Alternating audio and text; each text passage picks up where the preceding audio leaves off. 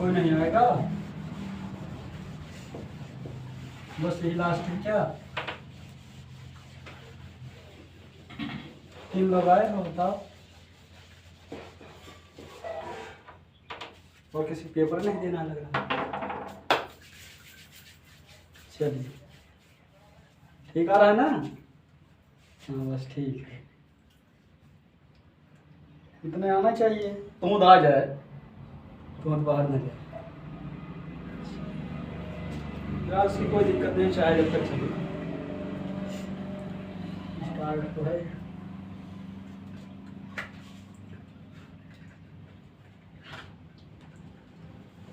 केवल देखना है, लिखना कुछ नहीं। जो कुछ बताएंगे सिर्फ देखना, उसमें से लिखना कुछ नहीं। पेन कॉपी बंद रहे, सिर्फ देखते रहिएगा क्या बताया जा रहा है। यदि कुछ पूछे तो उसको बताइएगा।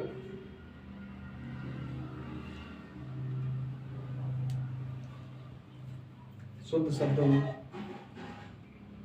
गंदे शब्दों में, इतना ध्यान दिया।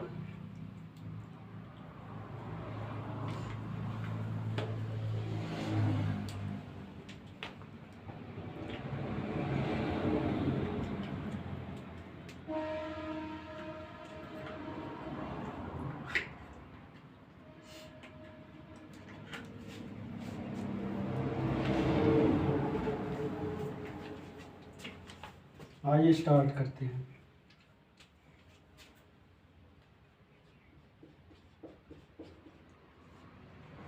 गणित क्लास 10।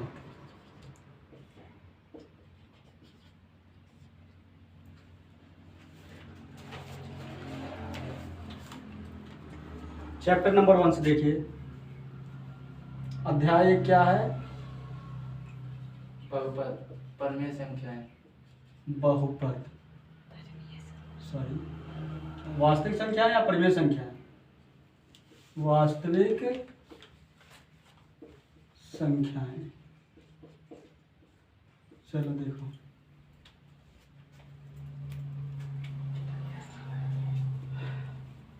सबसे पहले हमें पढ़ना है एचसीएफ ज्ञात करना। एचसीएफ ज्ञात करना,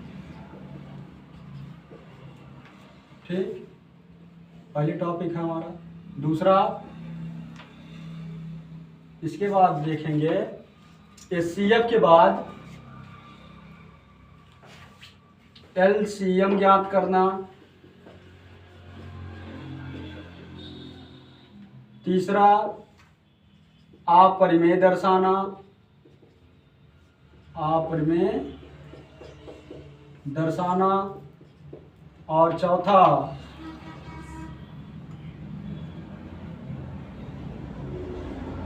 दशमलव प्रसार। बताना चाहे लिख दीजिए, चाहे ज्ञात करना। अध्याय 1 में ही 4 टॉपिक पढ़ेंगे जो आपके मोस्टली यही पूछे जाते हैं आपके एग्जाम में। एचसीएफ ज्ञात करना, एलसीएम ज्ञात करना, अपरिमेय दर्शाना और दशमलव प्रसार बताना। सबसे पहला एचसीएफ। एचसीएफ कैसे निकाला जाता है? एचसीएफ के लिए ये देखें, एचसीएफ जैसे हमारे पास अंक है 210, 130, इसका एचसीएफ का क्या? एचसीएफ। एचसीएफ ज्ञात करने के लिए बड़ी संख्या में छोटी संख्या से भाग करते हैं। एचसीएफ ज्ञात करने के लिए बड़ी संख्या में छोटी संख्या से भाग। 210 यहाँ बड़ी संख्या, बड़ी संख्या में छोटी संख्या से भाग। पहाड़ा पढ़ के देखिए, 13 का पहाड़ा पढ़ के यहाँ देखेंगे, 13 दूना 26। 2 बार अगर ले जाएंगे तो ज्यादा हो जाएगा। कितनी बार ले जाएंगे? 1 बार। 13 1 कम 13, क्या आ जाएगा? 130। घटा लेंगे 0, उधार ले लेंगे 11, 11 में से 3 गया, 9 नहीं आएगा, 8। ठीक, यहाँ बचा 1, 1 में से 1 गया, 0। आगे ये हमारा शेषफल है, आगे कोई अंक नहीं है यहाँ, तब हम पुनः क्या करेंगे? भाग का चिन्ह लगा देंगे। और जिससे पहले भाग दिया गया था उसको अब यहाँ भाज्य बना देंगे। क्या बना देंगे? भाज्य। भाग करिए, 8 दूना 16। 8 का पहाड़ा पढ़ के देखेंगे कितनी बार जाएगा? 2 बार नहीं जाएगा, 2 बार पढ़ने पर ज्यादा हो जाएगा, इसलिए कितनी बार? एक बार। 8 इक्के 8 और ये 0 80, 80 इक्के 80, 0 0। 13 में से 8 गया 5। फिर ये शेष फल आ रहा है, पुनः भाग का चिन्ह लगा के अब की बार इसको भाज्य बना देंगे 80 को। फिर से भाग करेंगे 50 इक्के 50, घटा देंगे कितना जाएगा? 30 भागे। फिर यहाँ से 50 को भाज्य बना देंगे, भाग करेंगे 2 बार नहीं जाएगा, एक बार ही। 30 कम 30, घटा देंगे 20 आ जाएगा। फिर से भाग का चिन्ह लगा देंगे, इसको भाज्य बना देंगे। 20 इक्के 20, घटा देंगे 0 1। फिर से भाग 20 अब की बार। 10 दूना 20। अंत में किस पहाड़े से कटा? 10 के, अर्थात ये सी अब कितना होगा? 10 होगा। ठीक, इसको हम यूक्लिड विभाजन प्रमेयिका से अगर लिखें तो इसी को यहां बगल में लिख दे रहे हैं, यूक्लिड विभाजन प्रमेयिका। ठीक, यूक्लिड विभाजन प्रमेयिका। ये क्या है? ये होता है भाज्य बराबर भाजक गुणे भागफल धन शेष फल। ये जो भाग में लिखा गया है, जो यहाँ लिखते हैं होता है भाज्य, यहाँ वाला भाजक, ये भागफल, सॉरी हाँ भागफल ही होता है, भागफल। और जो यहाँ आता है वो क्या है? शेष फल। ये भाज्य है, ये भाजक है, ये भागफल और ये शेष फल। तो उसी के अनुसार अगर लिखें, हमारा भाज्य कौन है? 210। पहले वाले भाग में भाज्य कौन है? 210 बराबर भाजक 130 गुणे भागफल, भागफल हमारा है 1, धन शेष फल 80। दूसरे वाले भाग में भाज्य कौन है? 130 बराबर भाजक 80 गुणे भागफल 1, धन शेष फल 50। अगले भाग में भाज्य कौन है? 80 बराबर भाजक 50 गुणे भागफल 1, धन शेष फल 30। अगले में भाज्य 50, भाजक 30 गुणे भागफल 1, धन शेष फल 20। अगले में 30 क्या है? भाज्य भाजक 20 गुणे भागफल 1, धन शेष फल 10। लास्ट इसमें भाज्य है 20, भाजक 10 गुणे भागफल 2, धन शेष फल 0। तो अंत में किससे भाग करने पर शेषफल 0 आया है? 10 से। तो HCF बराबर 10। इसको लिखा कैसे गया है? अगर इसको ना देखते हुए लिखे तब भी 210 बराबर 130, मतलब बड़ी संख्या बराबर छोटी संख्या गुणे भागफल धन शेषफल जितना है, पहला वाला लिख लिए। इसके बाद जो आपका शेषफल था वो क्या बन गया है? भाज्य, मतलब शेषफल यहाँ लिखा जाएगा, सॉरी इसको क्या कहते हैं, हाँ शेषफल, शेषफल यहाँ लिखा जाएगा और पुनः जो शेषफल आया हो क्या हो जाएगा? भाजक हो जाएगा। मतलब शेषफल यहाँ लिखेंगे, जो पहले क्या था, इस भाग के लिए क्या था? शेषफल था, वो शेषफल यहाँ लिखा जाएगा, फिर बाकी देख लेंगे। ये तो हम लोग जानते हैं कि ये क्या है? भागफल ही है। और यहाँ जो आता है शेषफल, दो चीजें एकदम क्लियर रहता है कि ये भागफल है और ये शेषफल। ये इसी में हम लोग कंफ्यूज रहते हैं, भाज्य होता है और ये भाजक। अगर ना पता हो तो यहाँ से कैसे liखेंगे? बड़ी संख्या छोटी संख्या, इसके बाद ये तो हमें पता है उसको लिख देंगे। इसके बाद फिर जो हमारा भाजक था उसको यहाँ लिख देंगे, इसके बाद शेषफल को यहाँ लिख देंगे, बाकी देख के इसमें से लिखते ही जाएंगे। या सबसे अच्छा है आप क्या करिए, इसको दिमाग में बैठा लीजिए, तो उसके अनुसार इसको लिखते हुए चले जाएंगे। ये आप क्या करोगे, रफ कार्य में ये करेंगे। ये इतना क्या होगा, रफ कार्य में किया जाएगा। तो पहला हो गया एचसीएफ ज्ञात करना। यूक्लिड विभाजन प्रमेयिका किसको कहते हैं, भाज्य बराबर भाजक गुणे भागफल धन शेषफल, या इसी को कहा जाता है ए बराबर बी क्यू प्लस आर। ए बराबर बी क्यू प्लस आर। ए क्या है, भाजक क्या है, बी, क्यू क्या है, भागफल, और आर क्या है, शेषफल, रिमाइंडर। नेक्स्ट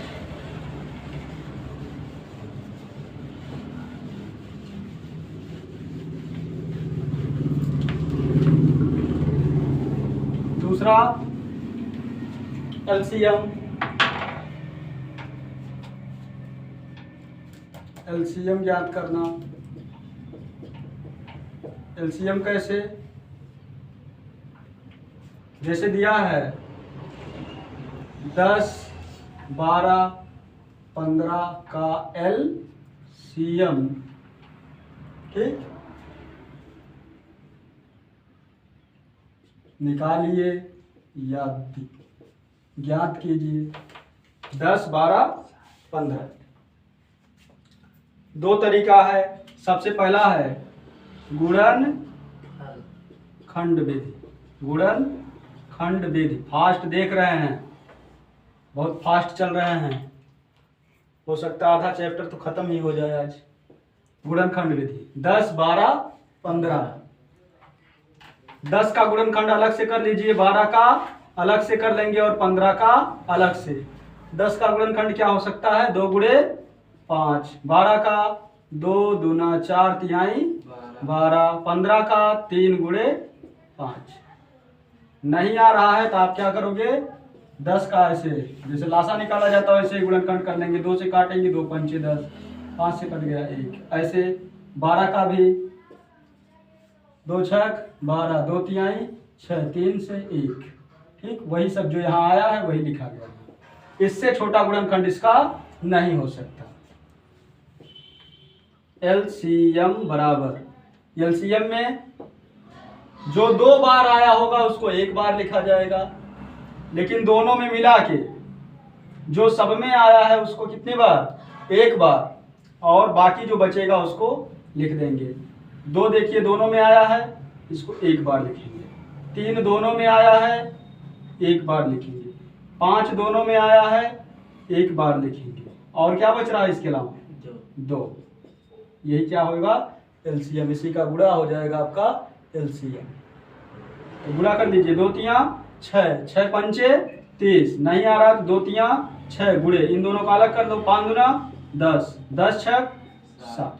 ये आपका क्या होगा, एलसीएम।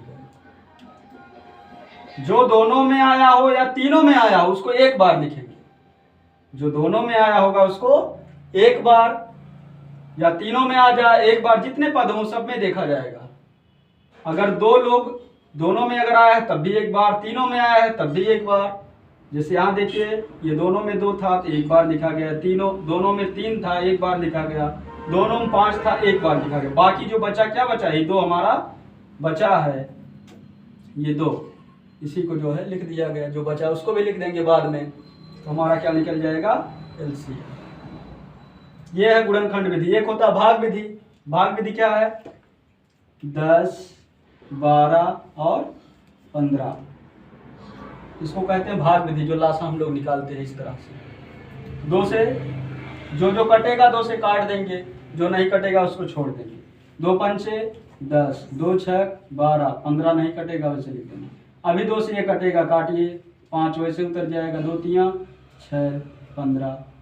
2 के बाद अब 3 से देखेंगे, 5 नहीं कटेगा, ये 3 एक कम 3, 3 पचे 15, और 5 से कट जाएगा 1, 1, 1। एलसीएम क्या आ जाएगा यहाँ से, 2 दूना 4 तिहाई 12 पंचे 60। तो दोनों से एलसीएम सेम आएगा, ठीक। ये हो गया दोनों विधि से एलसीएम। अगर बाय द वे इतना देकर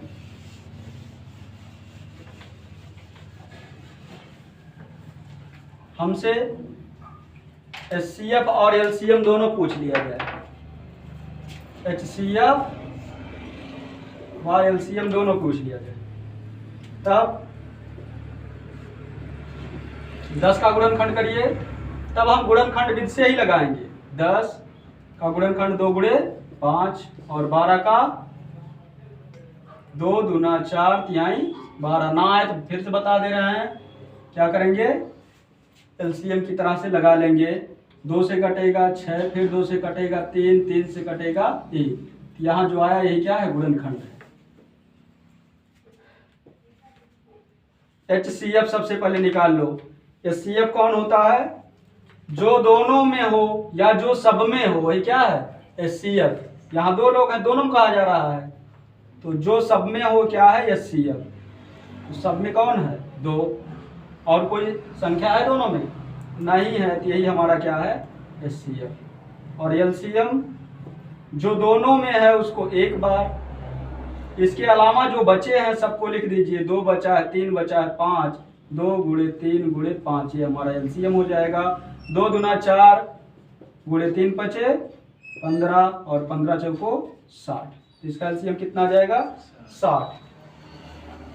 अब अगर हमें यहाँ एक सूत्र देखें, एक सूत्र होता है, 2 संख्याओं का गुणनफल बराबर HCF गुणे LCM। 2 संख्याओं का गुणनफल बराबर HCF गुणे LCM। 2 संख्याओं का गुणनफल मतलब हमारे पास 2 संख्याएं कौन कौन थे, 10 और 12, इन्हीं का गुणा बराबर HCF। HCF कितना आया, 2 गुणे LCM कितना आया है, 60। दोनों को अगर हम गुणा करेंगे दोनों पक्ष बराबर आएगा। 12 दहा में 120 और 60 दुना 120। तो 2 संख्याओं का गुणनफल बराबर HCF गुणे LCM। इस सूत्र का महत्व क्या है, हमें क्या दिया जाएगा, 2 संख्याएं दी जाएंगी और इसमें से एक दे देगा और एक कोई पूछ लेगा। दोनों संख्या पता रहेगा, HCF दे देगा, कहेगा LCM ज्ञात करिए, या LCM दे देगा, 2 संख्या दे देगा और हमसे HCF पूछ लिया जाएगा। या कभी कभी HCF और LCM दोनों दे देगा और एक संख्या दे देगा, दूसरी संख्या पूछ ली जाएगी। ठीक, तो कई तरह से सवाल ये बन सकता है, तो इसलिए ये सूत्र हमें याद होना चाहिए। 2 संख्याओं का गुणनफल बराबर HCF गुणे LCM। नेक्स्ट, अगली टॉपिक बोलो, अगला क्या है, अपरिमेय संख्या ज्ञात करना। अपरिमेय संख्या दर्शाना है, ये ज्ञात करना नहीं, क्या होता है, दर्शाना। अपरिमेय संख्या किसे कहते हैं, अपरिमेय संख्या ऐसी संख्याएं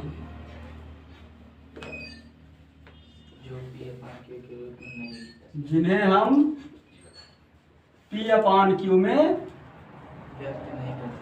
के रूप में नहीं लिख सकते, है ना, उन्हीं को कहा जाता है अपरिमेय संख्या।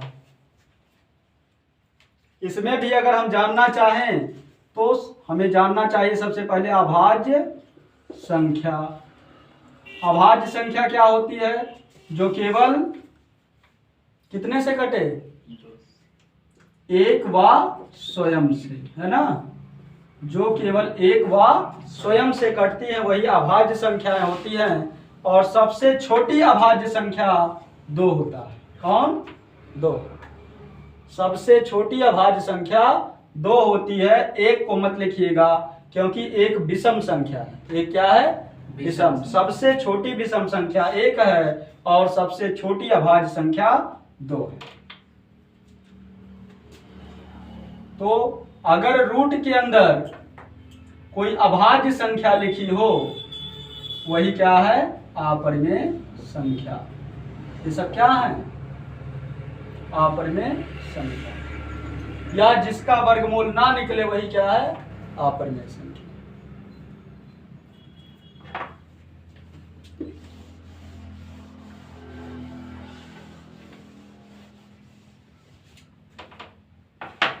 सिद्ध कीजिए कि रूट 5 एक अपरिमेय संख्या है।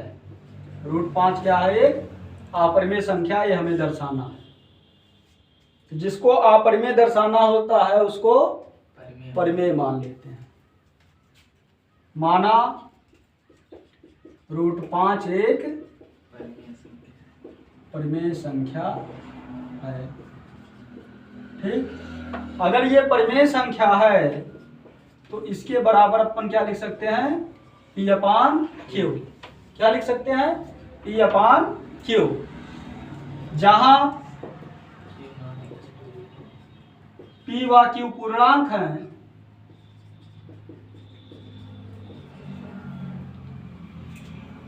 Q not equal to 0। जहां P व Q क्या है, पूर्णांक है और Q नॉट इक्वल टू 0, अर्थात Q का मान शून्य नहीं होगा। इसके बाद दोनों पक्षों का वर्ग कर देंगे। दोनों पक्षों का वर्ग करने पर, दोनों पक्षों का वर्ग कर दीजिए। बाएं पक्ष का वर्ग, दाएं पक्ष का वर्ग, वर्ग होगा तो ये हो जाएगा 5 होगा और ये हो जाएगा P स्क्वायर बटे Q स्क्वायर। Q को यहाँ लेकर चले आए तो हो जाएगा ये 5Q बराबर P स्क्वायर बटे Q। ठीक, अब क्या लिखेंगे इसके बाद, हम जानते हैं 5 क्या है, पूर्णांक है, और Q भी पूर्णांक है, P भी पूर्णांक है, क्योंकि प्रश्न में लिखा गया था जब हम इसको परिमेय माने, परिमेय उसी को कहते हैं जिसका क्या हो, दोनों पूर्णांक हो। संख्या दोनों क्या होनी चाहिए, पूर्णांक। ये दोनों अगर पूर्णांक हैं तभी ये क्या होगा, परिमेय होगा। ये भी पूर्णांक है, ये भी पूर्णांक है, ये भी पूर्णांक है। तो यहां से ध्यान से देखिएगा, ये 5 और Q है, ये तो पूर्णांक है क्योंकि ये फिक्स है, ये पूर्णांक होगा, ये भी क्या है, पूर्णांक होगा। ये हो गया आपका पूर्णांक। पूर्णांक में पूर्णांक से गुणा करेंगे तो क्या आ जाएगा, पूर्णांक आएगा। और ये आपका क्या है, ये P बटे Q के रूप में है, अर्थात ये भी देखिए पूर्णांक है, और नीचे वाला भी क्या है, ये भी पूर्णांक है। इसको हम कहते हैं परिमेय संख्या। परिमेय संख्या, तो परिमेय संख्या बराबर किसके है, पूर्णांक के। जबकि ऐसा संभव नहीं है, ऐसा संभव नहीं है कि पूर्णांक किसके बराबर हो, परिमेय संख्या के बराबर हो, क्योंकि परिमेय संख्या दशमलव में भी हो सकती है। अगर हम 3/4 लिख दें तो दशमलव नहीं आ जाएगा। ये परिमेय संख्या, ये दशमलव भी हो सकता है, और लिखा है पूर्णांक यहाँ। क्या पूर्णांक और परिमेय संख्या दोनों बराबर हो सकते हैं, नहीं हो सकते। अर्थात चूंकि ऐसा संभव नहीं है,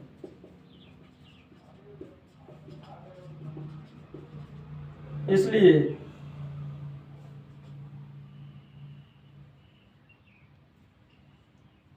विरोधाभास के कारण, किसके कारण, विरोधाभास के कारण रूट 5 एक अपरिमेय। ठीक, आपको और कुछ लिखने की आवश्यकता नहीं है इसमें, ऐसे ही लिखेंगे। ठीक, ये पक्ष पूर्णांक है, ये क्या है, परिमेय संख्या है। जबकि ऐसा संभव नहीं है कि ये दोनों बराबर हों। पूर्णांक परिमेय संख्या हो सकता है, लेकिन सभी परिमेय संख्या पूर्णांक नहीं हो सकती है ना। तो इसलिए सॉरी, पूर्ण संख्या आप यहाँ कह सकते हो, पूर्णांक तो पूर्णांक रहने दीजिए, कोई दिक्कत नहीं है। ऐसा संभव नहीं कि ये दोनों बराबर हों, इसलिए विरोधाभास के कारण रूट 5 एक अपरिमेय संख्या है। ठीक, नेक्स्ट देखिए एक और एक तरह का,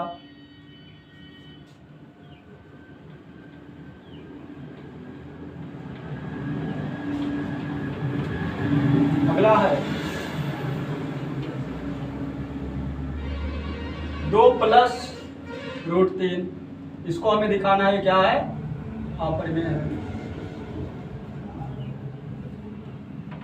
जिसको अपरिमेय दिखाना है उसको क्या मान लेंगे, परिमेय। माना 2+√3 क्या है, एक परमेय संख्या। परिमेय संख्या है। अगर ये परिमेय है तो इसके बराबर P/Q लिखा जा सकता है। जहां ये चीज हमेशा आपको लिखना है, जहां P व Q पूर्णांक हैं और Q नॉट इक्वल टू 0 है। अब इसको देखिए, पहले सॉल्व करेंगे। प्लस में 2 के आगे प्लस है, उधर जाएगा माइनस में, तो यहाँ बचेगा √3 बराबर P/Q माइनस का 2 होगा, बटे 1 लिख के तिरछा गुणा कर दीजिए। √3 बराबर 1 का P में गुणा P माइनस Q का 2 में गुणा 2Q बटे Q1 के Q। ऐसे ही रहने दीजिए। ध्यान से देखिए, √3 क्या है, अभी पीछे सिद्ध किया गया कि ये क्या होता है, अपरिमेय। तो ये तो है आपका अपरिमेय, और ये क्या है, पूर्णांक। पूर्णांक में से पूर्णांक हटाएंगे तो पूर्णांक ही आएगा, और नीचे भी पूर्णांक ही है, तो इस तरह से ये क्या आ जाएगा, पूर्णांक ही आएगा। तो चाहे आप पूर्णांक कहिए या इसको हम कह सकते हैं परिमेय संख्या, है ना, क्या कह सकते हैं, परिमेय संख्या। तो अपरिमेय संख्या बराबर परिमेय संख्या, ऐसा हो सकता है, ये संभव नहीं है। या हम ऐसे लिख सकते हैं कि चूंकि 2 P व Q पूर्णांक है, ये क्या है, पूर्णांक है, इसलिए ये क्या होगा, P - 2Q बटे Q एक परिमेय संख्या होगा। क्या होगा, परिमेय संख्या होगा। और अगर ये परिमेय है, ये तो परिमेय है, लेकिन √3 क्या है, अपरिमेय।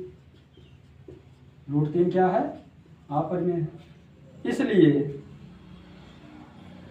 या ऐसे लिख दीजिए, इस तथ्य के, वही लाइन, इस तथ्य के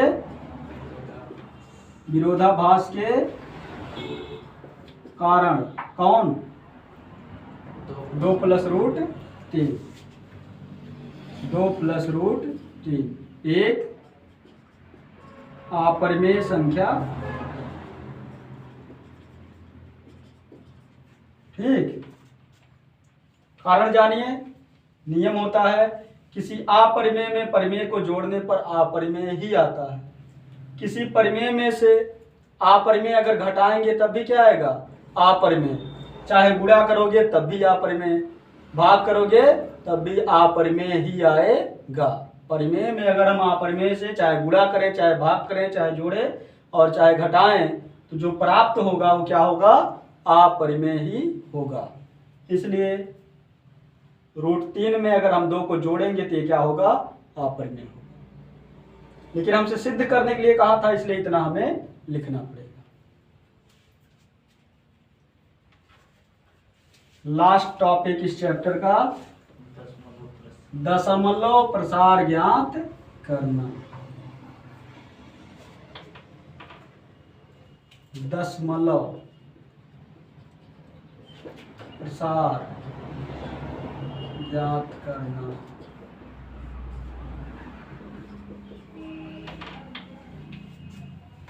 वो भी कैसे, बिना भाग किए।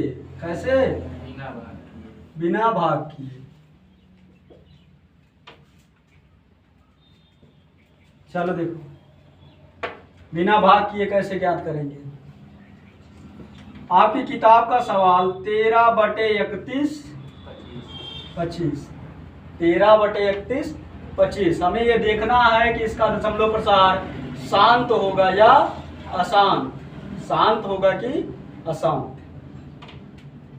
सबसे पहले क्या करते हैं, हर का गुणनखंड, क्या करते हैं, गुणनखंड। हर का गुणनखंड कर लेते हैं।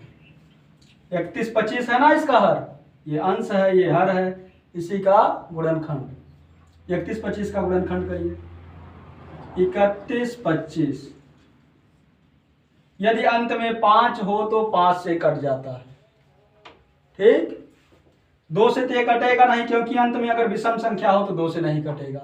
3 से वही संख्याएं कटती हैं, यदि अंकों का योग 3 से कट जाए तो 3 से कट जाएगा। अंकों के योग का मतलब जैसे यहाँ 3 धन 1 धन 2 धन 5, अगर जोड़ने पर जो आए यहाँ वो अगर 3 से कट जाए तो ये संख्या भी 3 से कट जाएगी।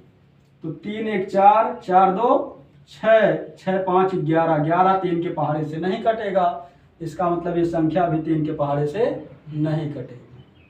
अब 3 के बाद डायरेक्ट 5 से देखा जाता है, अभाज्य संख्या करते हैं यहाँ, तो 5 से देखेंगे तो अंत में अगर 5 हो तो कट जाता है 5 से। 5 6 30, यहाँ बचा 1 क्योंकि 31 लिखा है, 5 6 30 30 खत्म हो गया, 1 बचा, 1 और 2 12 पढ़ा जाएगा इसको।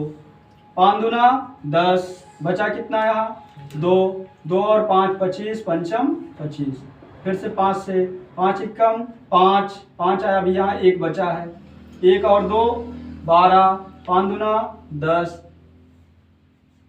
2 बचा, 2 और 5 25 पंचम 25, फिर से 5 से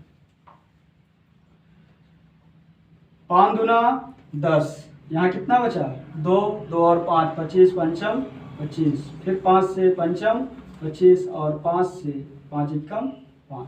जब तक 1 ना आ जाए तब तक ऐसे करते रहे। कुछ लोग ये लासा ही नहीं कर पाते, गुणनखंड नहीं कर पाते ना, सही है ना। कुछ लोग गुणनखंड नहीं कर पाते, कारण क्या है, वो लोग पढ़ते हैं 5 तिहाई 15 तो यहाँ 15 लिखने लगते हैं। ये 5 लिखने का मतलब इसी 5 से सब में भाग करना है हमें, 31 25 में 5 से भाग, तो 5 से भाग यहाँ मन में कर रहे हैं। जैसे 31 25 में अगर हम भाग कर दें कितने से 5 से, तो यही आएगा भागफल, यहाँ लिखा जाता है। जितनी बार पहाड़ा पढ़ेंगे 5 का वही यहाँ लिखते जाएंगे। 5 का पहाड़ा 6 बार पढ़े हैं पहले, फिर 5 का पहाड़ा 2 बार पढ़े हैं, फिर 5 का पहाड़ा 5 बार। देखिए 5 6 30 कटा घटा 1 2, 5 दूना 10 2, 5 को उतारा गया पंचम 25। यहाँ मन में भाग किया जा रहा है। 5 का पहाड़ा पढ़िए कि 30 से ज़्यादा ना हो, कितनी बार पढ़ना पड़ेगा 5 6 बार, तो यहाँ कितना बचेगा 1 बचेगा, 1 और 2 उतारा जाएगा तो हो जाएगा 12। 5 का पहाड़ा कितनी बार जाएगा 12 में 2 बार, 5 दूना 10, बचेगा कितना यहाँ 2 2 और 5 उतारा जाएगा तो हो जाएगा 25 पंचम 25। इसी तरह से इसे भाग दिया गया। ये हो गया हमारा गुणनखंड। अब गुणनखंड में 5 कितनी बार आया है 5 बार, तो इसको हम लिख सकते हैं जो 13 बटे 31 25 दिया गया है, इसको हम लिख सकते हैं 13 बटे इस 31 25 के स्थान पे 5 के घाते 5, क्योंकि 5 कितनी बार आया है 5 बार, इसलिए 5 के ऊपर घाते 5 लगा देते। अब नियम है, यदि ऊपर लिख दें, नियम क्या है, यदि हर, यदि किसी भिन्न का हर,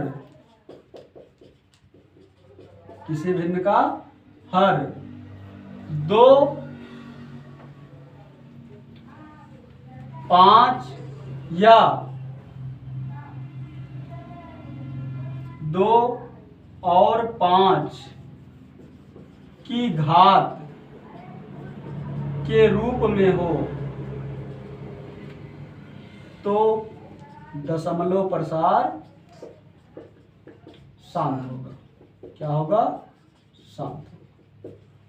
कब होगा, अगर हर चाहे 5 हो, केवल चाहे 5 हो या 2 हो या दोनों हो, 5 और 2 दोनों हो, या 5 की घात के रूप में हो, 2 की घात के रूप में हो, तो दशमलव प्रसार शांत होगा।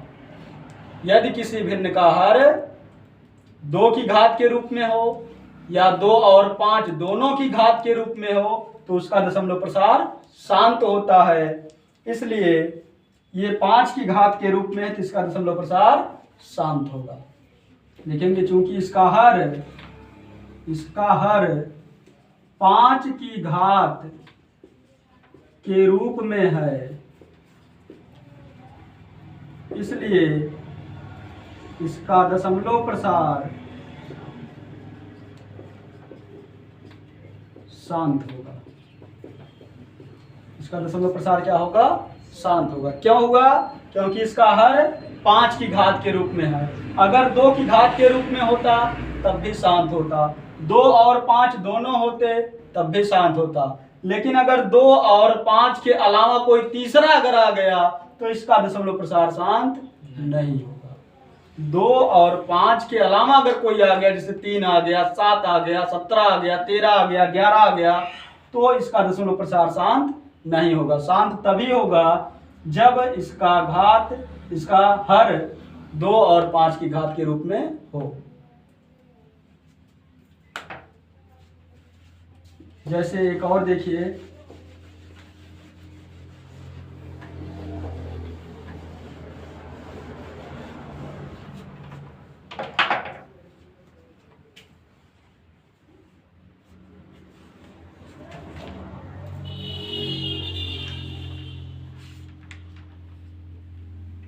दो बटे 7 या और बड़ा कर दे रहे हैं।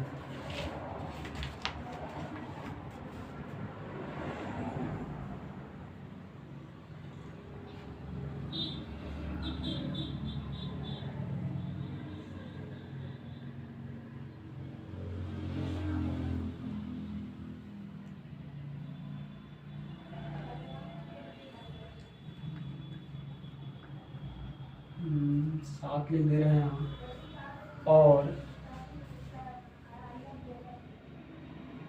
15, 7 बटे 15 जैसे। अब इसका हमें दशमलव प्रसार ज्ञात करना है, तो दशमलव प्रसार कैसे निकलेगा पता करिए पहले। इसका शांत होगा कि अशांत। हर का क्या करेंगे? गुणनखंड। ये लिखना नहीं है, केवल कर लेंगे हर का गुणनखंड। तो 15 का गुणनखंड करेंगे, 3 से कटेगा ये, 3 बचे 15, और 5 से कटेगा 1। ठीक, 3 और 5 आ गया, तो हम इसको ऐसे लिख सकते हैं 7 बटे 15 के स्थान पर हो जाएगा 3 गुणे 5। यहाँ 3 अकेले है तो 3 अकेले ही है, 5 अकेले, कोई घात नहीं लगाने की जरूरत है इस पर। अब नियम है, अगर हर 5 और 2 की घात के रूप में है तो दशमलव प्रसार क्या होगा? शांत होगा। 5 और क्या हो? 2 हो तो शांत होगा। लेकिन यहाँ 5 और क्या आ गया? 3, तो इसका दशमलव प्रसार क्या हो जाएगा? अशांत आवर्ती होगा। क्या होगा? अशांत आवर्ती। लिखेंगे चूंकि इसका हर 3 गुणे 5 के रूप में है, अतः दशमलव प्रसार अशांत आवर्ती होगा। अशांत भी होगा और क्या होगा? आवर्ती होगा। ठीक, यदि शांत है तो इसका दशमलव प्रसार भी ज्ञात कीजिए, ऐसा पूछा जाता है ना। ये तो अशांत वाला है। यदि शांत है तो इसका दशमलव प्रसार भी ज्ञात कीजिए। जैसे 7 बटे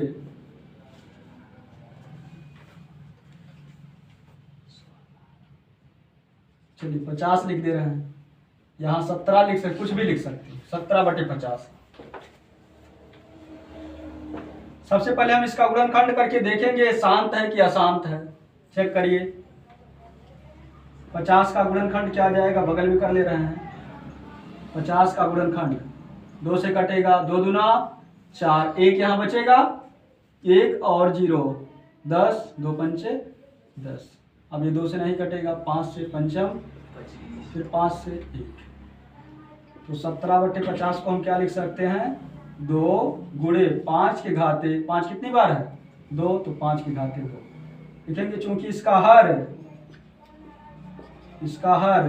2 5 की घात के रूप में है, इसलिए इसका दशमलव प्रसार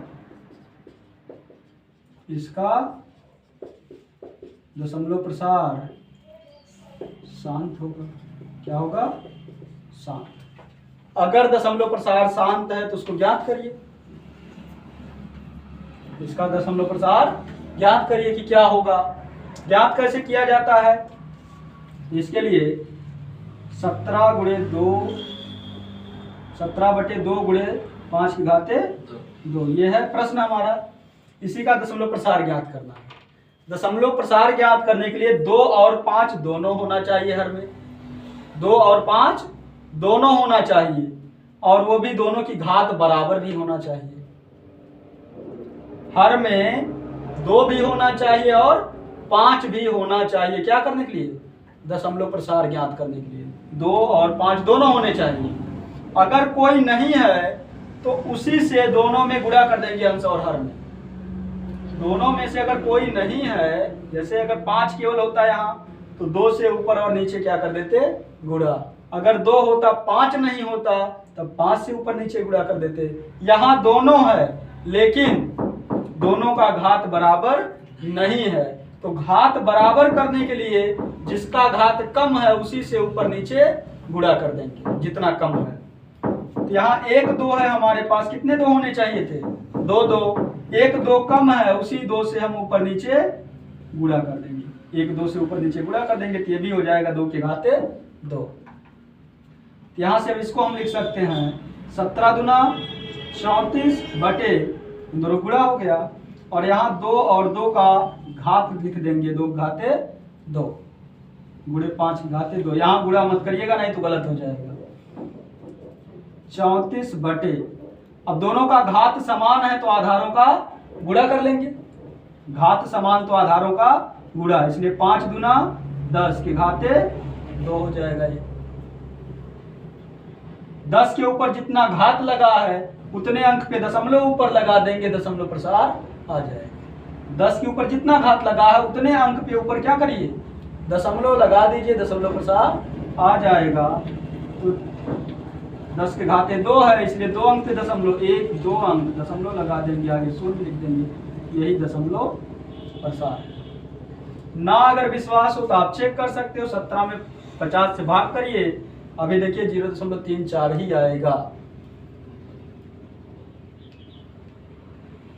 चलिए देखिए 50 से भाग, पहाड़ा 50 का नहीं जाएगा 17 में, इसलिए 0 बार ले जाएंगे पहले, फिर दशमलव लगा देंगे तो यहाँ 1 0 बढ़ जाएगा। अब ये हो गया 170। कितनी बार देखो पहाड़ा जा सकता है, 5 तिहाई 3 बार जा सकता है, 3 बार जाएगा, 5 तिहाई 15 और 1 0 है, 0 150 0, 7 में से 5 गया 2, ये कट जाएगा। अब दशमलव लगा इसलिए हम 1 0 कभी भी बढ़ा सकते हैं, यहाँ 1 0 बढ़ा लेंगे। अब 5 का पहाड़ा कितनी बार जाएगा, 4 बार, 5 चौक 20 और 1 0 क्या गया 0.34। तो बिना भाग किए जो है हमें दशमलव प्रसार भी ज्ञात करना था, तो उसके लिए क्या करते हैं, दशमलव प्रसार ज्ञात करने के लिए 2 और 5 दोनों होना चाहिए। जिसकी कमी रहेगी उसी से ऊपर नीचे गुणा कर देंगे, और जितने घात की कमी रहेगी उतने घात से भी करेंगे।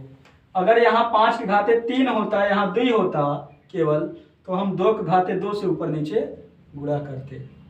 जैसे ऐसे अगर आ जाए प्रश्न,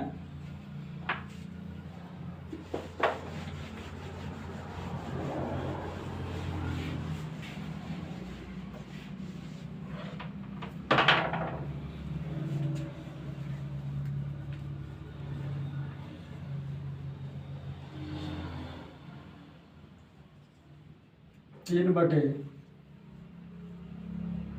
2 के घाते 5 गुणे 5 की घाते 2।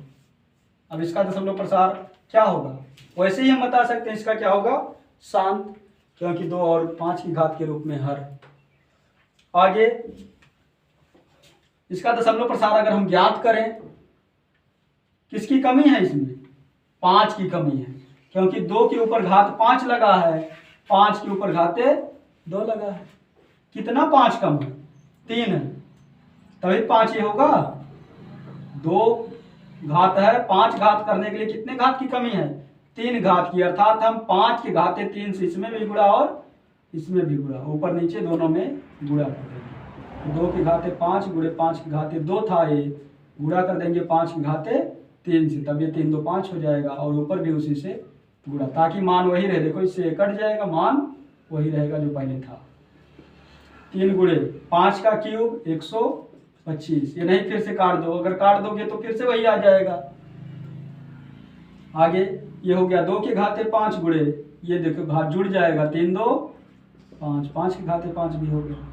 यहाँ गुणा कर लीजिए, 3 5 15 के 5, 3 दूना 6 1 7, 3 1 के 3 बटे, दोनों का घात समान इसलिए आधारों का गुणा हमेशा गुणा ही होगा। 5 दूना 10 के घाते 5, 10 के घाते कितना लगा है? 5, अर्थात 5 अंक पे दशमलव लगाना है। हमारे पास 3 ही अंक हैं, तो एक 0 बढ़ा लेंगे, 4 हो गया, फिर 0 बढ़ा लेंगे, 5 अंक हो गया, अब दशमलव लगा देंगे उसमें।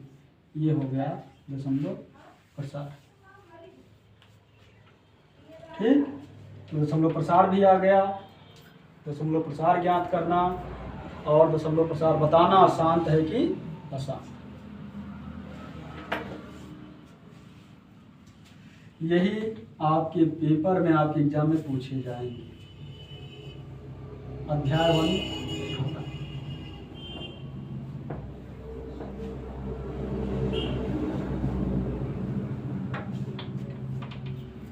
अध्याय 2 कट गया है, बहुपद कट गया है। अध्याय 3, अध्याय 3 क्या है? कितने नंबर के लिए? 3 पाठ और 4 पाठ मिला के 12 नंबर का है ना। तो अब की बार हो सकता है और ज्यादा हो जाए।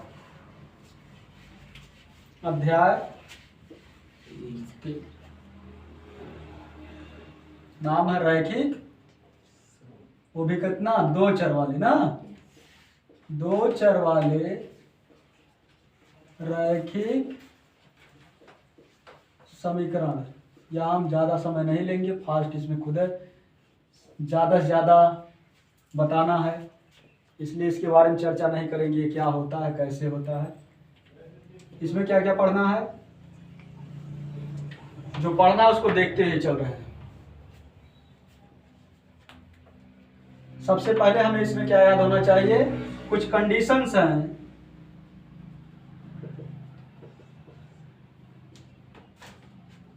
शर्त कहते हैं हिंदी में। कौन कौन शर्त? पहला शर्त,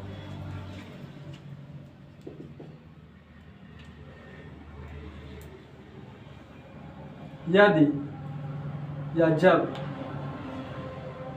A1 बटे A2 बराबर B1 बटे B2 बराबर C1 बटे C2 होता है, तो 3 बातें याद रखना है। कितनी बातें? 3। पहला, अपरिमित रूप से अनेक हल होते हैं इसके। कितने? अपरिमित रूप से अनेक हल होंगे इसके। ठीक। और दूसरा, जिसका हल होता है वो क्या होता है? संगत। अपरिमित रूप से अनेक हल इसलिए होते हैं क्योंकि एक रेखा के ऊपर दूसरी रेखा ऐसे रहती है। जब हम ग्राफ खींचते हैं तो एक रेखा के ऊपर दूसरी रेखा ऐसे रहती है, तो हर एक बिंदु टच रहता है, इसीलिए इसके कितने हल होते हैं? अनेक हल होते हैं। कहने का मतलब रेखाएं क्या होती हैं? समपाती होती हैं। रेखाएं समपाती होती हैं। समपाती का मतलब एक दूसरे के ऊपर होती हैं। जैसे एक लाइन है, इसी लाइन पे दूसरी लाइन भी है, ठीक, दोनों लाइन एक ही पर होती हैं, तो रेखाएं संपाती होगी तभी हर बिंदु मिलेगा। जब हर बिंदु मिलेगा तो इसके कितने हल होंगे, अनेक हल होंगे।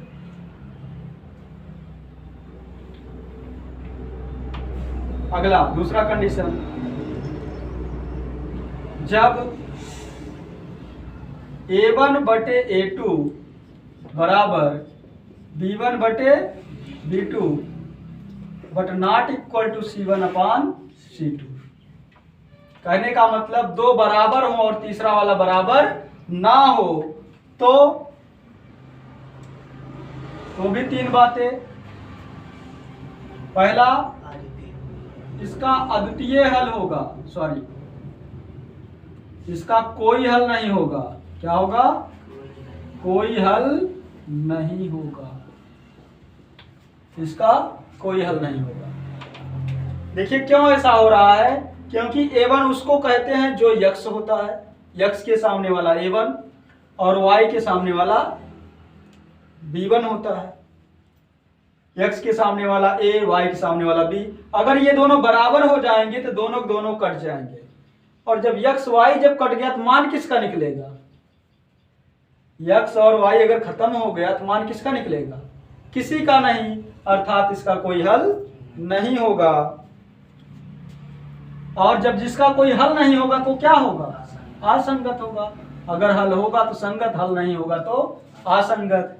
जब ये असंगत है, कोई हल क्यों नहीं है, क्योंकि रेखाएं क्या है, समांतर। इससे भी हम याद रखते हैं, रेखाएं क्या होती हैं, समांतर होती। समांतर होने का मतलब ये कि यहाँ है एक, यहाँ है। जब ये एक दूसरे जब काट ही नहीं रही है, कहीं कहीं छू ही नहीं रही हैं, तो इसका कोई हल नहीं होगा। जब तक रेखाएं एक दूसरे को काटेंगी नहीं कहीं, या कहीं टच नहीं होगा, तब तक उसका कोई हल नहीं होगा। जैसे पहले वाले में क्या होगा, पूरा पूरा टच है इसलिए अनेक हल, इसमें टच नहीं हो रहा है तो इसका कोई हल नहीं। अगला देखेंगे, एक जगह पर केवल टच होता है, केवल एक स्थान पर टच होता है, इसीलिए उसका केवल एक हल होता है, अद्वितीय हल कहा जाता है। तीसरा क्या है, जब A1 बटे A2 not equal to B1 बटे B2, अर्थात कोई बराबर ना हो, तब अद्वितीय हल होता है। क्या होता है, अद्वितीय हल। जब हल है तो क्या होगा, संगत। और तीसरा, रेखाएं परिच्छेद करती हैं। परिच्छेद का मतलब एक ही बिंदु पर काटती हैं, रेखाएं प्रतिच्छेद करती हैं।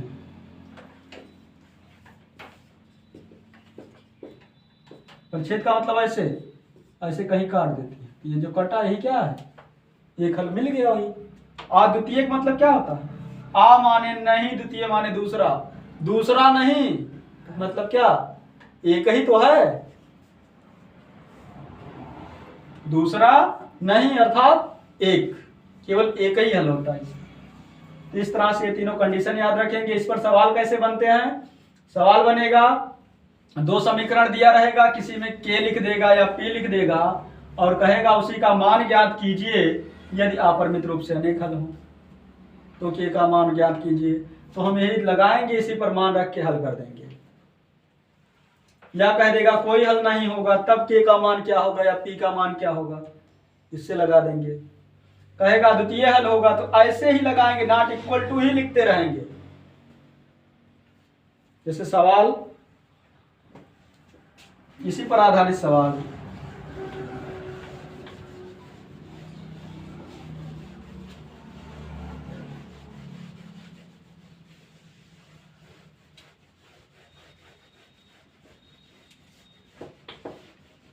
साफ आ रहा है, चल रहा है,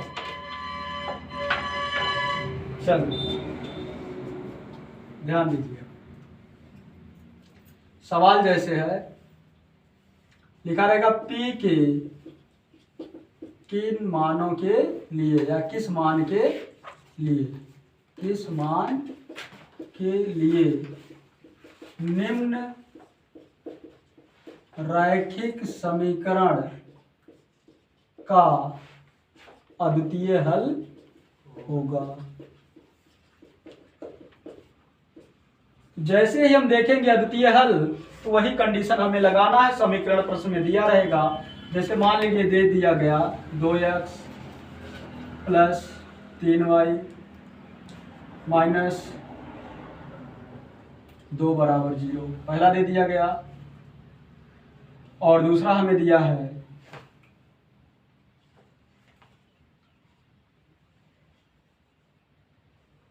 4x प्लस, या यहाँ लिख दे रहे हैं माइनस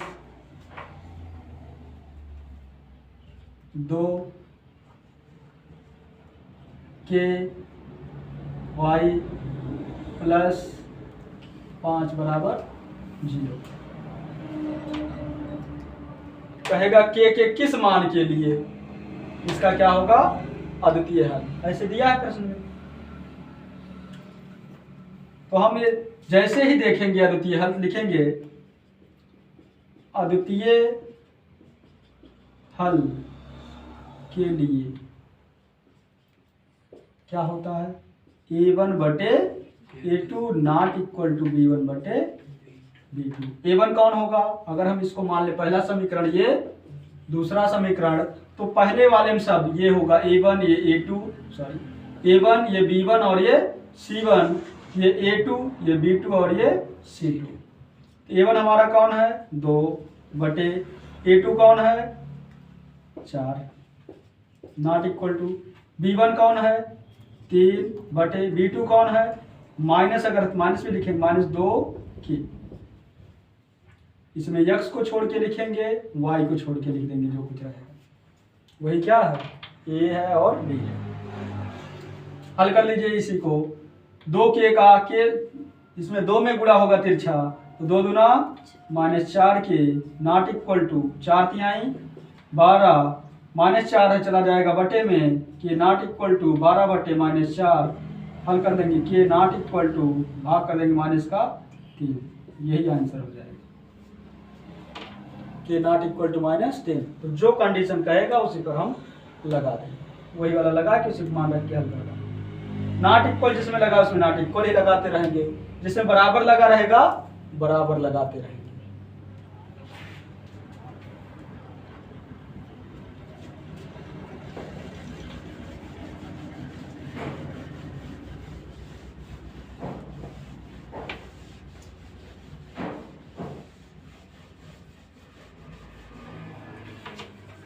थक गए का, मुस्कुराते रहो हंसते रहो, जैसे बैठे हो जैसे सांप सूंघ गया है ना। चलिए अगला देखिए।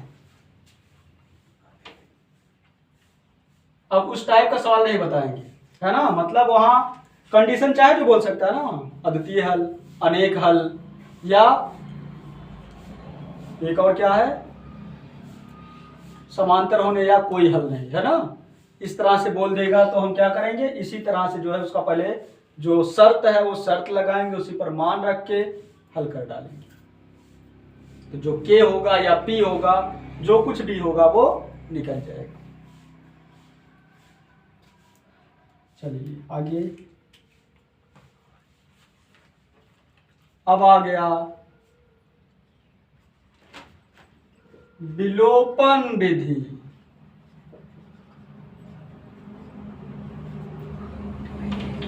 सबसे आसान विधि है ना। 2 समीकरण हमारे पास रहेंगे, उसको हम विलोपन विधि से हल करेंगे। विलोपन का मतलब एक को गायब कर देना, चाहे x को चाहे y को विलुप्त कर देना, गायब कर देना। कैसे गायब करेंगे, हंसिया ला के काट देंगे उसको, है ना, वो गायब हो जाएगा। जैसे 2x प्लस 3y बराबर 5, एक समीकरण हमारे पास ये है। और दूसरा समीकरण मान लीजिए हमारे पास है 5x माइनस 2y बराबर 8, समीकरण 2। ठीक, या आसान करना चाहो तो इसमें कुछ मत लिखिए, आसान हो जाएगा। अब ध्यान दीजिए, पहले आसान ही देख लीजिए। समीकरण एक ये है, आपका समीकरण 2 ये है। दोनों में हमें क्या करना है, चाहे x वाला दोनों में से गायब कर देना है, चाहे y वाला विलुप्त कर देना। विलोपन मतलब एक को विलुप्त कर देना। कैसे विलुप्त होगा, अब देखिए यहां से। विलुप्त होने का मतलब जब तक दोनों में चाहे x वाला हो चाहे y वाला, दोनों में जब तक बराबर नहीं होगा तब तक विलुप्त नहीं होगा। जैसे इसमें अगर 2x लिखा हो, यहां भी अगर 2x होगा तभी ये गायब हो सकता है घटाने पर या जोड़ने पर। जब तक x वाला पद चाहे y वाला पद दोनों में बराबर नहीं होगा तब तक विलोपन वृत्त से नहीं लगा सकते। तो उसको बराबर करने के लिए हम किसी संख्या से गुणा कर सकते हैं, जिसमें कमी रहेगी उसी में गुणा कर देंगे। इसमें 2x लिखा है, अगर हम बराबर करना चाहें x वाले को तो इसमें हम अगर 2 से गुणा कर दें तो इसमें भी 2 आ जाएगा। इसलिए समीकरण 2 में समीकरण 2 गुणे 2 ऐसा लिखा जा सकता है कि समीकरण 2 में क्या कर दें, 2 से गुणा। तो जब इसमें हम 2 से गुणा करेंगे तो यह हो जाएगा 2x माइनस माइनस। कुछ लोग क्या करते हैं, इसे 2 से गुणा इसी में करके छोड़ दिए, बराबर हो गया, अब तो काम खत्म। 2 से गुणा हुआ और काम खत्म। जैसे ही ये बराबर हुआ काम खत्म, गुणा करने की जरूरत नहीं।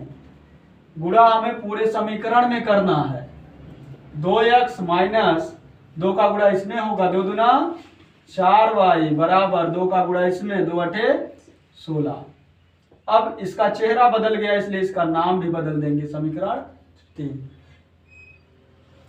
ये समीकरण 1 था, ये समीकरण 2 और ये बदल के बन गया समीकरण 3। अब दोनों में x देखो बराबर हो गया तो इस समीकरण 1 को इसी के नीचे लिखकर सॉल्व कर देंगे। 2x प्लस 3y बराबर 5। ये समीकरण 1 आपका था।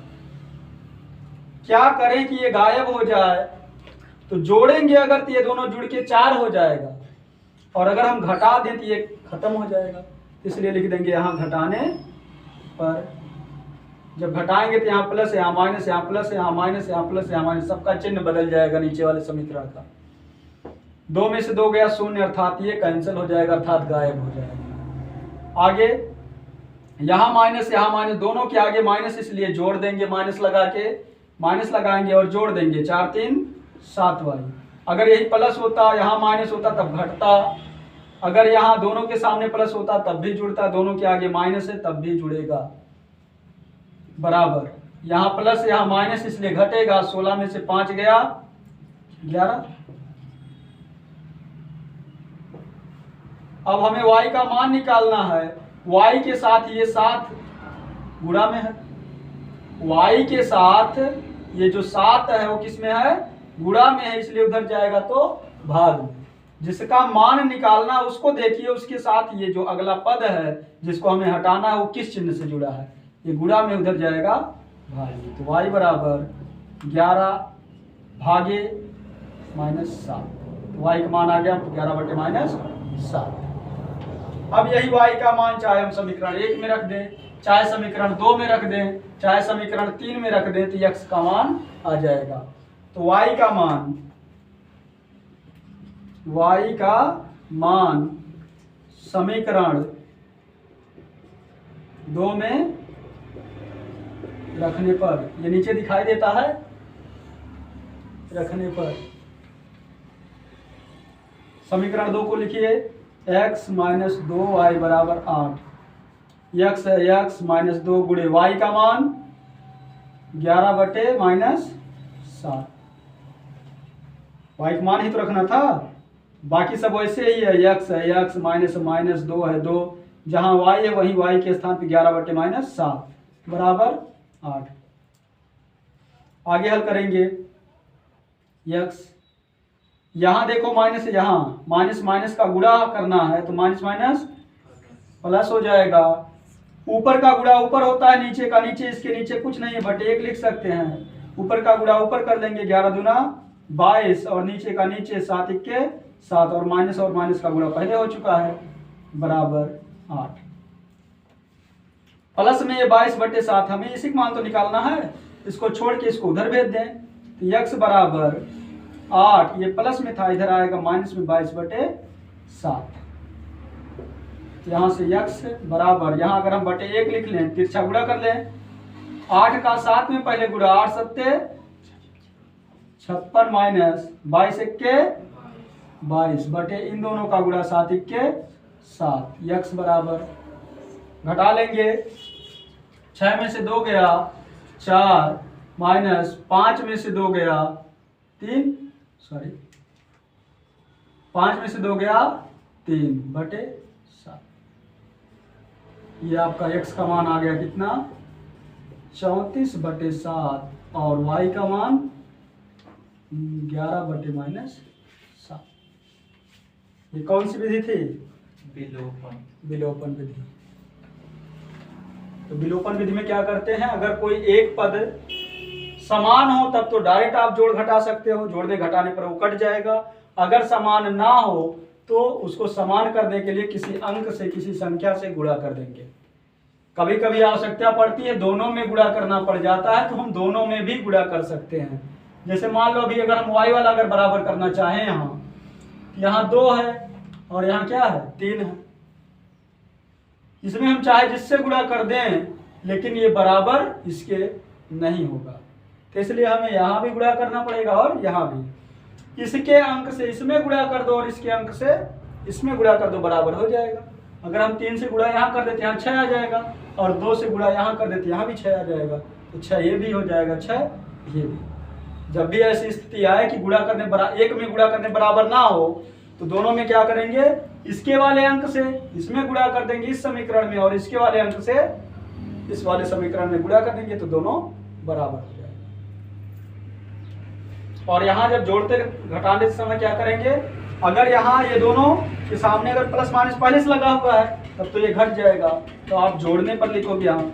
और अगर यहाँ पहले से प्लस प्लस हो तो प्लस प्लस प्लस हो जाएगा, जोड़ना पड़ेगा, इसलिए यहाँ लिख देंगे घटाने पर, तब चिन्ह सबका बदल के उसके बाद घटा देंगे।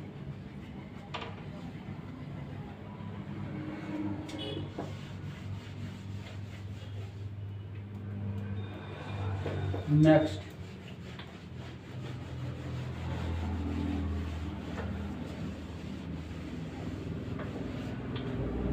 आगे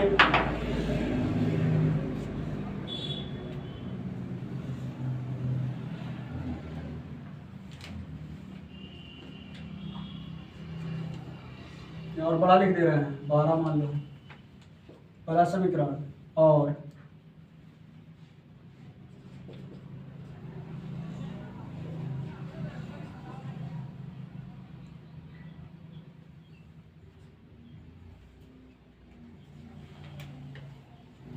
समीकरण क्या है,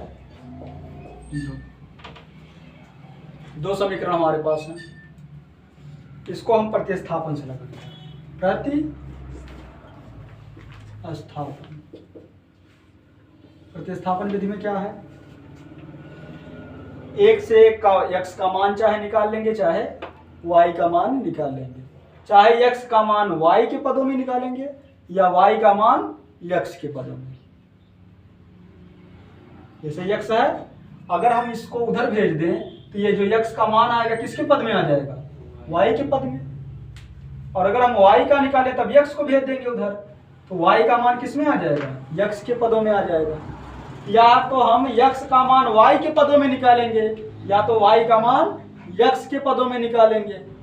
वही जो मान आएगा वही ले जाकर हम अगले समीकरण में प्रतिस्थापित कर देंगे, रख देंगे। प्रतिस्थापित करने मतलब उसी के स्थान पे क्या करना है, रख देना।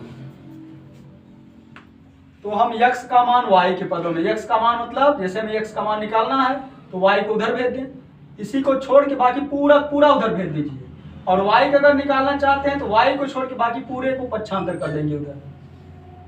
तो यहाँ x का मान हमें निकालना है तो इसको उधर हटा दें, तो x बराबर 12 प्लस में 2y इधर आएगा, माइनस में 2y। ये देखिए x का मान किसके पद में हो गया, y के पद में। इसी को बना देंगे समीकरण 3, x का मान आ गया। अब यही x का मान समीकरण 2 में रख देंगे, लिखेंगे यहाँ x का मान समीकरण 2 में रखने पर, समीकरण 2 में रखने पर रख दीजिए। समीकरण 2 को पहले यहां लिख लीजिए। 3x माइनस 4y बराबर 6। 3 है 3 ब्रैकेट में, ब्रैकेट क्यों लगा रहे हैं? क्योंकि यहाँ क्या है, एक पद से अधिक है इसमें, है ना। x के मान अगर एक पद से ज्यादा हो तो उसको हम कहाँ रखेंगे, ब्रैकेट के अंदर। तो 3 ब्रैकेट लगा के, या हमेशा जब भी मान रखिएगा क्या करिएगा, ब्रैकेट लगा कर ही रखिएगा। तो 3 हो गया, हमें x के स्थान पे मान रखना है, तो x का मान यही है, लिख देंगे 12 माइनस 2y ब्रैकेट बंद। ये किसके स्थान पे हुआ, यही हमारा x के स्थान पे हुआ, यही तो प्रतिस्थापित हुआ है। प्रतिस्थापित का मतलब क्या होता है, स्थान बदल देना। जहां x था वहां क्या रख दिए, 12 माइनस 2y, यही हमारा x के स्थान पे हो गया। आगे जो कुछ लिखा उसको लिखते ही चले जाइए, माइनस 4y बराबर 6। ऐसा इसलिए किया जाता है क्योंकि जब तक 2 चर रहेगा तब तक उस समीकरण को हम हल नहीं कर सकते। जब एक चर हो जाएगा तभी हम समीकरण को हल कर सकते हैं। अब हमारे पास देखो एक ही चर तो है, दोनों में क्या है, y ही तो है, केवल अकेला एक चर है। जब एक चर हो गया तो इसको हम हल कर सकते हैं, साम दाम दंड भेद कोई भी कुछ भी लगा के निकाल सकते हैं। लेकिन अगर दोनों है तब नहीं लगा सकते। तो उसके लिए नियम बनाया गया है। सबसे पहले क्या करेंगे, एक चर करेंगे, और एक चर करने के लिए चाहे x का मान चाहे y का मान ला के यहाँ रखेंगे, बदलेंगे। आगे इसको भी कलर चेंज कर दे रहे हैं, क्लियर होगा ना कि ये क्या है। यही देखिए बदला गया, यही नाम रखा गया। आगे हल करेंगे। अब इस 3 का गुणा होगा, 3 बरहिया में 36, 12 36। अब देखिए 3 से इसमें गुणा कर दिए, फुर्सत नहीं मिला अभी। 3 का गुणा ब्रैकेट में जितने लोग हैं सब में होगा, ये नहीं 3 का गुणा इसमें कर दिए, फुर्सत मिल गया, अभी ब्रैकेट हटा दे फटाफट, तब भी गलत हो जाएगा। तो 3 का गुणा पहले में हुआ, फिर माइनस माइनस, 3 का गुणा दूसरे में भी होगा, ब्रैकेट में जितने लोग हैं सब में गुणा होगा 3 का।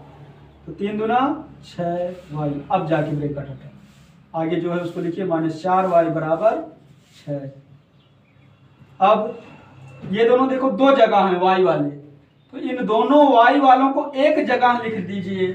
कैसे लिखेंगे, या तो इनको आपस में जोड़ा जाएगा या फिर घटाया जाएगा। दोनों के सामने माइनस का चिन्ह है, इसलिए इन दोनों को जोड़ लेंगे। 36 ऐसे ही रहेगा, इन दोनों को जोड़ लीजिए, दोनों के आगे माइनस है, माइनस लगा के जोड़ देंगे।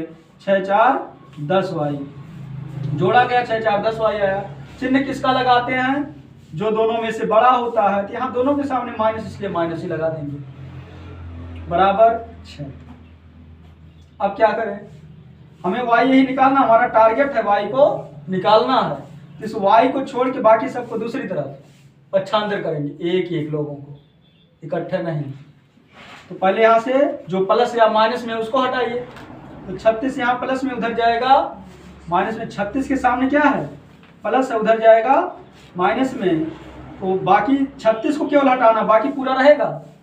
माइनस है 10y है बराबर 6, प्लस 36 इधर आएगा माइनस 36, माइनस 10y बराबर, यहाँ माइनस यहाँ प्लस, ये घट जाएगा। 36 में से 6 गया 30, बड़ा कौन है दोनों में से, 36। 36 के आगे माइनस, यहाँ माइनस लगा देंगे, माइनस से माइनस कट जाएगा, दोनों तरफ है। तो y बराबर, अब 10 को यहाँ से हटाना, 10 को हटाएंगे, 10 यहाँ सटे में था, उधर जाएगा बटे में। 0 से 0 कट जाएगा, और 1 से 3 में भाग करेंगे तो कितना आ जाएगा, 3। y का मान क्या आ गया, 3, एक मान आ गया। जैसे ही एक मान आया दूसरा मान आसान। y का मान समीकरण 3 में रखने पर, वही जो 3 बनाया उसी में रख दीजिए। y का मान समीकरण 3 में रखने पर,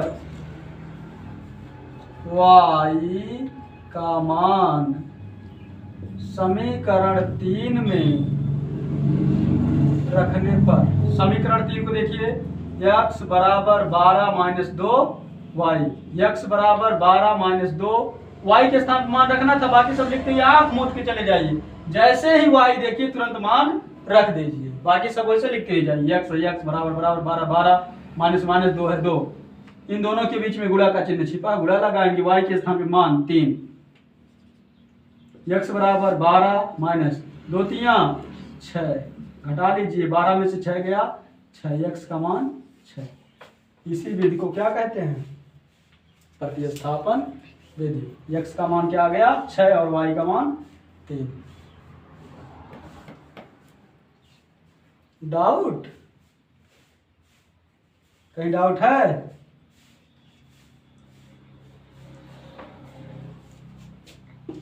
आगे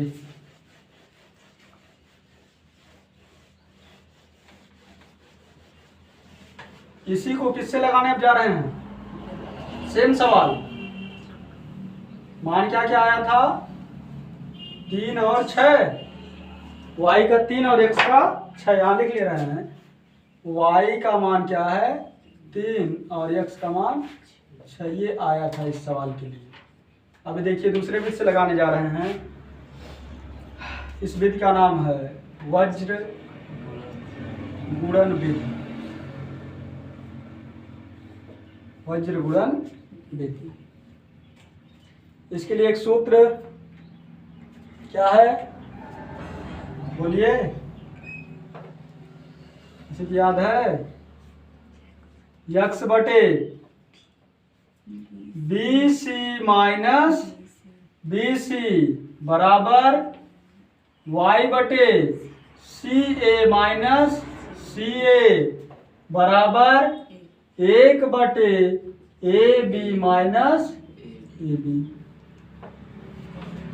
x बटे BC माइनस BC बराबर y बटे CA माइनस CA बराबर 1 बटे AB माइनस AB। ये क्या जादू है ना?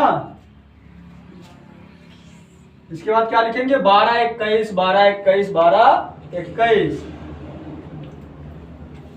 यहां लिखा जाएगा 1 2 12 फिर 21 12 21 12 21। ठीक, इसी पर मान रख दीजिए। x बटे b1 कौन है हमारा? b1 कौन होगा? आप चाहें तो पहले से मान लिख लीजिए, निकाल